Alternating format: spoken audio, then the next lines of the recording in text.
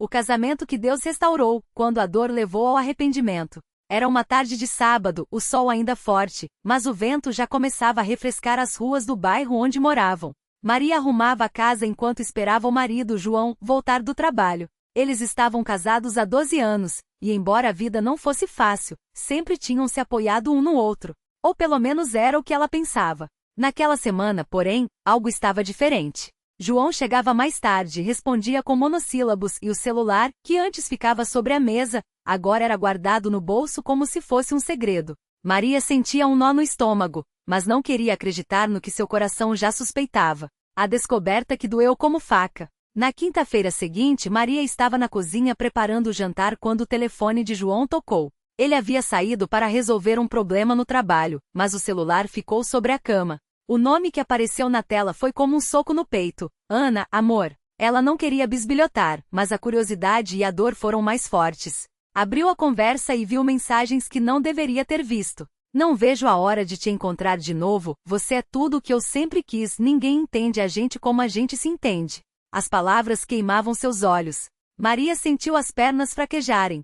Sentou-se na cama, trêmula, e as lágrimas começaram a cair. Como podia ser verdade? João, o homem que jurou amá-la e respeitá-la diante de Deus, estava traindo-a com outra mulher? A oração que saiu do fundo da alma. Ela não tinha forças para confrontá-lo naquele momento. Fechou-se no quarto, ajoelhou-se ao lado da cama e chorou. Não eram lágrimas de raiva, mas de uma dor profunda, como se algo dentro dela estivesse se partindo.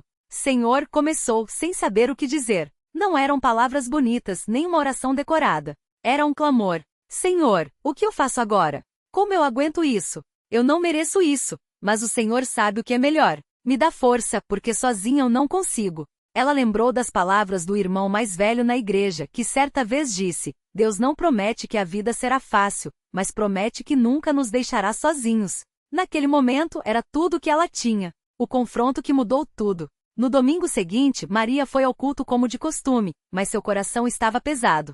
João, ao seu lado, cantava os hinos como se nada tivesse acontecido. Ela não conseguia nem abrir a boca para louvar. Quando chegaram em casa, ela não aguentou mais. Esperou que as crianças fossem brincar no quintal e com voz firme, mas trêmula, disse: João, a gente precisa conversar. Ele olhou para ela, surpreso, mas assentiu. O que foi? Maria respirou fundo. Eu vi as mensagens no seu celular. A voz quebrou, mas ela continuou. Quem é a Ana? O rosto de João empalideceu. Ele tentou negar a princípio. Maria, não é o que você está pensando. Então me explica. Ela cortou sem gritar, mas com uma firmeza que ele nunca tinha visto nela. Porque se for o que eu estou pensando, João, isso não é só uma traição contra mim. É uma traição contra Deus. Ele baixou a cabeça. O silêncio pesou como chumbo. Eu não sei o que aconteceu, confessou finalmente. A gente começou a conversar no trabalho, ela me ouvia, me entendia. Eu sei que não tem desculpa. Eu errei. Maria sentiu o coração doer ainda mais, mas também uma estranha calma. Não era raiva. Era tristeza. Tristeza por ele, por ela, pelo que eles tinham perdido. E agora? Perguntou, olhando nos olhos dele. O que a gente faz? A decisão que só Deus poderia dar. João não tinha resposta. Naquela noite, ele não dormiu. Ficou olhando para o teto, lembrando-se do dia em que se batizou, das promessas que fez, da vida que tinha construído com Maria. E agora? Tudo estava arruinado por causa de um momento de fraqueza? No dia seguinte, ele foi até a igreja antes do horário do culto. Procurou o irmão mais velho, um homem de poucas palavras, mas de muita sabedoria. Irmão, eu preciso falar com o Senhor, disse com a voz embargada. O irmão o levou para um canto quieto do templo e ouviu tudo. Não o interrompeu, não o julgou. Só escutou. Quando João terminou, o irmão colocou a mão no ombro dele e disse: Filho, o diabo quer destruir as famílias. Ele sabe que um lar unido é uma fortaleza para a obra de Deus. Mas se você se arrepender de verdade, Deus perdoa. E Maria, ela é uma mulher de Deus. Se você buscar a restauração com sinceridade, Ele vai te ajudar. João chorou. Não era um choro de desespero, mas de alívio. Pela primeira vez em meses, sentiu que ainda havia esperança. O caminho da restauração. Naquela noite, quando as crianças já estavam dormindo, João sentou-se ao lado de Maria no sofá. Ela não o olhou. Não por orgulho, mas porque ainda doía. Maria, começou ele com a voz quebrada. Eu fui ao culto hoje e conversei com o irmão mais velho. Eu sei que magoei você. Magoei a gente. Magoei a Deus. Mas eu não quero perder você. Não quero perder a nossa família. Ela continuou olhando para frente, mas escutava. Eu vou parar com tudo. Vou cortar qualquer contato com ela. Vou me afastar de tudo que me levou a isso. E se você me der uma chance, eu vou provar que posso ser o marido que você merece. Não por mim, mas por Deus. Maria virou-se para ele. Seus olhos estavam vermelhos, mas havia uma luz neles que não estava lá antes. João disse lentamente, eu não sei se vou conseguir confiar em você de novo tão cedo. Mas eu acredito que Deus pode mudar o coração das pessoas. Se você está falando sério, eu vou orar por você. E a gente vai buscar ajuda na igreja. Porque sozinhos, a gente não consegue. Ele assentiu grato. Eu vou fazer qualquer coisa. A mudança que veio de dentro. Não foi fácil. Nos dias seguintes, João teve que enfrentar a tentação de voltar atrás, de justificar seus erros. Mas toda vez que a fraqueza batia, ele se lembrava das palavras do irmão mais velho. Deus não desampara quem busca Ele de verdade. Ele começou a participar mais dos cultos, a ajudar na limpeza do templo, a visitar irmãos doentes. Não era para fazer bonito, mas porque precisava se encher da presença de Deus para resistir às tentações. Maria, por sua vez, não guardou rancor. Ela orava por ele todos os dias. Não era uma oração de ódio, mas de intercessão. Senhor, restaura o coração dele. Dá força para a gente vencer. A prova que veio para confirmar. Um mês depois, João estava no trabalho quando Ana o procurou. João, por que você não responde mais minhas mensagens? Perguntou com um sorriso que antes o atraía, mas agora só lhe causava vergonha. Ana, disse ele firme, eu não posso mais. Eu tenho uma família, tenho uma esposa que me perdoou, e acima de tudo, tenho um Deus que me deu uma segunda chance. Eu não vou desperdiçar. Ela tentou argumentar, mas ele se afastou. Não com raiva, mas com determinação. Quando chegou em casa, contou tudo para Maria. Não para magoá-la, mas para mostrar que estava sendo sincero. Ela o abraçou. Não foi um abraço de paixão, mas de gratidão. Gratidão por ver que Deus estava de fato trabalhando no coração dele. O testemunho que abençoou outros. Com o tempo, a confiança foi sendo reconstruída.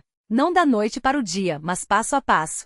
João e Maria começaram a servir juntos na igreja, ele nas visitas aos enfermos, ela no cuidado com as crianças nas reuniões. Certa vez, depois de um culto, uma jovem irmã os procurou com lágrimas nos olhos. Eu estou passando por uma situação parecida, confessou. Meu marido também me traiu. Eu não sei se consigo perdoar. Maria segurou a mão dela. Irmã, não é fácil. Mas Deus dá força. Se Ele restaurou o nosso casamento, Ele pode restaurar o seu também. Não é sobre merecer. É sobre confiar nele. João acrescentou. O diabo quer destruir, mas Deus quer restaurar. Se a gente deixar, Ele faz. A lição que ficou. Anos depois, quando olhavam para trás, João e Maria viam naquela prova não uma tragédia, mas uma oportunidade que Deus usou para aproximá-los mais dele e um do outro. Se não fosse aquilo, disse João, certa vez, eu não teria visto o quanto eu estava fraco, e não teria aprendido a depender de Deus de verdade. Maria sorriu, e eu aprendi que o perdão não é sobre merecer, é sobre obedecer a Deus e deixar Ele curar as feridas. Uma palavra para quem está passando pelo mesmo. Se você está lendo isso e sente que seu casamento está desmoronando, se a traição ou a desconfiança estão destruindo sua paz, saiba uma coisa, Deus não desistiu de você. Talvez você seja como João, que errou e agora se arrepende. Ou como Maria, que sofreu a traição e não sabe se consegue perdoar. Mas em ambos os casos, Deus está do seu lado. Não é sobre força própria. É sobre entregar nas mãos dele e deixar que ele restaure. Como está escrito em Isaías 41:10. Não temas, porque eu sou contigo. Não te assombres, porque eu sou teu Deus. Eu te fortaleço e te ajudo, e te sustento com a minha destra fiel. Fique firme. Deus não desampara os seus. Glória ao nome santo do Senhor. Amém. A prova que veio depois da restauração. Mas a história de João e Maria não terminou ali. Porque Deus, em sua sabedoria, não nos livra de todas as provas de uma vez, Ele nos prepara para cada uma delas, passo a passo, conforme podemos suportar. 2 anos depois da reconciliação, quando o casamento já parecia firme e a confiança reconstruída, veio uma notícia que abalou tudo novamente. O médico de João descobriu um nódulo suspeito em seu pulmão. Câncer. A palavra ecoou na cabeça de Maria como um martelo. Ela lembrava bem do dia em que o médico, com voz serena mas firme, disse: precisamos fazer mais exames. Pode ser algo sério. João, que sempre fora forte, sentou-se na cadeira do consultório como se o chão tivesse sumido debaixo dos seus pés. Maria, ao seu lado, sentiu as mãos tremendo, mas apertou as dele com força. Vamos orar, foi tudo que ela conseguiu dizer. E oraram. Não com palavras bonitas, não com clamores altos, mas com lágrimas silenciosas, com o coração quebrantado, com a mesma fé que os tinha sustentado antes. A primeira batalha, a espera. Os dias entre os exames e o resultado foram os mais longos da vida deles. João continuou trabalhando, agora como autônomo, depois que o antigo emprego não voltou a chamá-lo. Maria, que havia conseguido um emprego como costureira em uma pequena fábrica, chegava em casa exausta, mas ainda assim, todas as noites, eles se ajoelhavam juntos. Senhor, o Senhor sabe da nossa necessidade, João orava com a voz embargada. Não é pela minha força, não é pelo que eu mereço. É pela tua misericórdia. Se for da tua vontade, cura-me. Mas se não for, dá-nos força para passar por isso. Maria, que antes duvidara se conseguiria perdoar, agora via que a fé não era só para os momentos de crise moral, mas para todas as batalhas da vida. O diagnóstico e a decisão. Quando o resultado veio, foi pior do que imaginavam, um tumor maligno em estágio avançado. O médico falava de quimioterapia, de cirurgia, de porcentagens de sobrevivência. João ouvia tudo, mas seus olhos estavam fixos em Maria. Ela, por sua vez, não chorou. Não porque não sentisse dor, mas porque, naquele momento, uma paz estranha encheu seu coração. Nós vamos lutar? Ela disse, segurando a mão dele. Mas não sozinhos. Eles não tinham plano de saúde. Não tinham dinheiro para tratamentos caros. Mas tinham uma igreja. A igreja que se tornou família. No domingo seguinte, depois do culto, João e Maria chamaram o irmão que cuidava da congregação local. Sem dramatizar, sem buscar piedade, eles contaram o que estava acontecendo. O irmão os ouviu em silêncio, depois colocou a mão no ombro de João. Irmão, Deus sabe de todas as coisas. Amanhã, alguns irmãos vão até a casa de vocês. Não precisa falar nada. Só deixe eles orarem com vocês. E assim foi. Naquela semana, irmãos que mal conheciam começaram a aparecer. Uns levavam comida, outros ofereciam carona para os exames, outros ainda simplesmente sentavam ao lado deles e oravam. Ninguém fez perguntas constrangedoras. Ninguém deu conselhos vazios. Só estavam ali. Um dos irmãos, que trabalhava em um hospital público, conseguiu agilizar alguns exames. Outro, que era mecânico, arrumou o carro velho de João para que não tivessem problemas no trajeto até a capital, onde o tratamento seria feito. Por que vocês estão fazendo isso? João perguntou a um deles, emocionado. O irmão apenas sorriu. Porque um dia alguém fez por mim. A cura que veio sem alarde. Os meses de tratamento foram difíceis. João perdeu peso, perdeu o cabelo, perdeu as forças. Maria, que já tinha passado por tanta coisa, agora via o marido fraco, dependente dela para coisas simples como tomar banho ou vestir a camisa. Mas nenhuma vez eles deixaram de ir à igreja. Mesmo nos dias em que João mal conseguia ficar de pé, eles iam. Às vezes ele se sentava nos bancos de trás, com um lenço na cabeça para esconder a calvície. Outras vezes, Maria o apoiava pelo braço enquanto ele caminhava devagar até o templo. E eles continuaram ofertando. Não eram grandes quantias, às vezes, só algumas moedas que Maria guardava do seu salário. Mas era o que tinham. E eles sabiam que Deus não olha para o valor, mas para o coração. Depois de 6 meses, uma nova tomografia. O médico olhou para os exames, depois para João, com uma expressão que eles não conseguiram decifrar de início. O tumor regrediu, quase completamente. João e Maria se entreolharam, sem palavras. Isso, é possível? João perguntou, incrédulo. É raro, mas possível, o médico respondeu. Às vezes, o corpo responde melhor do que esperamos. Eles saíram do consultório em silêncio. Só quando chegaram ao carro, Maria segurou o rosto nas mãos e chorou. Não de tristeza, mas de gratidão. Deus apaga mesmo, ela sussurrou. João abraçou-a com lágrimas nos olhos. Ele não desistiu de nós. A lição que veio com a cura. Mas Deus não os curou só para livrá-los do sofrimento. Ele os curou para que fossem bênção. Pouco tempo depois, um casal da igreja passou por uma situação semelhante. O marido, diagnosticado com uma doença grave. João e Maria foram até eles. Nós sabemos como é, João disse, sentando-se ao lado do irmão doente. Mas também sabemos que Deus não desampara. Eles não deram sermões. Não falaram em milagres garantidos. Só contaram o que tinham vivido. E oraram com eles. Aquele casal hoje também testemunha da fidelidade de Deus. O jovem que voltou. Mas havia mais uma história para ser escrita. Lembram do jovem que João havia magoado anos antes, quando ainda bebia? Aquele que sumiu da igreja depois da traição? Pois bem, certa noite, durante uma campanha evangelística, João estava ajudando a distribuir folhetos na praça da cidade. De repente viu uma figura conhecida, era ele. O rapaz, agora mais velho, olhava de longe, como se não soubesse se devia se aproximar ou não. João não hesitou. Caminhou até ele com o coração batendo forte. Irmão, ele começou, mas a voz falhou. O jovem olhou para baixo, envergonhado. Eu não mereço que o Senhor fale comigo, ele disse. João abanou a cabeça. Não é sobre merecer. É sobre o que Deus pode fazer quando a gente deixa. E então, ali mesmo na praça, João contou sua história. Não para se justificar, mas para mostrar que Deus restaura. Eu também já estive onde você está, ele disse. Pensei que a vida no mundo me daria felicidade, mas só me trouxe vazio. Mas quando eu voltei para Deus, ele não me rejeitou. Ele me recebeu. O jovem ouviu em silêncio, com os olhos úmidos. O Senhor acha que ainda tem lugar para mim na igreja? João sorriu. Não só lugar. Tem um Deus que está te esperando de braços abertos. O batismo que mudou uma família. Na semana seguinte, o jovem estava no culto. E na semana seguinte a essa, ele foi batizado nas águas em nome de Jesus Cristo para perdão dos pecados. Mas a história não parou por aí.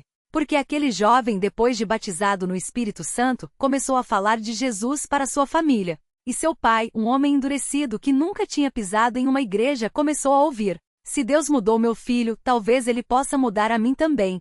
Ele disse certa vez, depois de uma longa conversa. E assim, menos de um ano depois, aquele pai também foi batizado. Na noite do batismo, João estava lá. E quando viu o jovem, agora um irmão na fé, batizando seu próprio pai, ele não conseguiu segurar as lágrimas. A obra que Deus começou. Hoje João e Maria servem na igreja de formas que nunca imaginaram.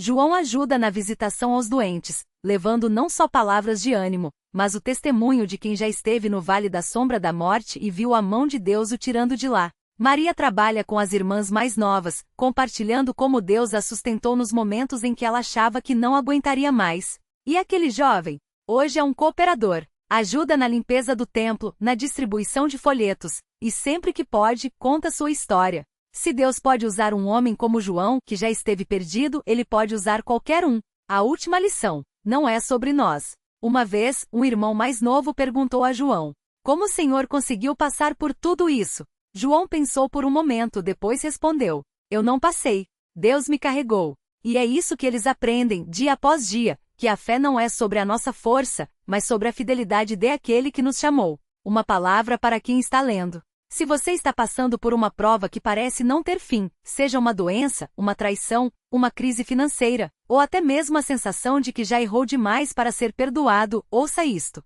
Deus não olha para o seu passado. Ele olha para o seu coração. Ele não exige que você seja perfeito. Ele só pede que você confie nele. Talvez você esteja como João, cheio de culpa pelos seus erros. Ou como Maria, machucada e sem forças para perdoar. Ou como aquele jovem, achando que já se afastou demais. Mas Deus não desistiu de você. Ele está te chamando de volta. Não para te julgar, mas para te restaurar. Como está escrito em Isaías 41:13. Porque eu, o Senhor teu Deus, te seguro pela tua mão direita e te digo: não temas, eu te ajudo. Fique firme. Não importa o que você já fez. Não importa o quão fundo você caiu. Deus ainda está estendendo a mão. E se você agarrar nele, ele não vai soltar. Glória ao nome santo do Senhor. Amém.